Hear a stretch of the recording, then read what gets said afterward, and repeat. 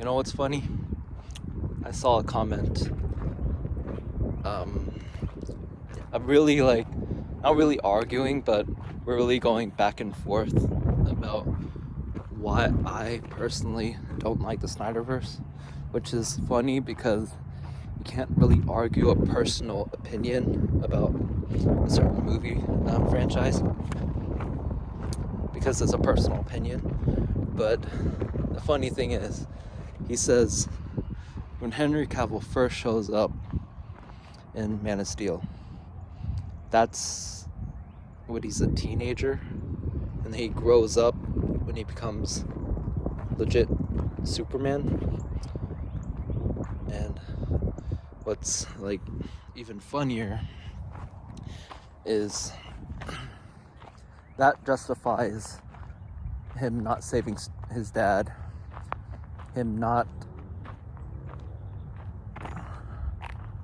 really understanding saving people is a good thing.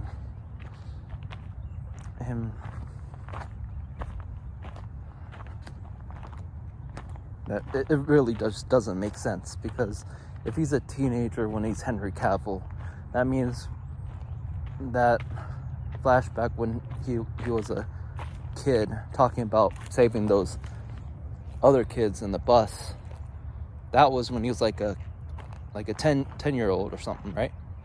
So if he's a 10-year-old and then he becomes a teenager, he grows like 2 feet.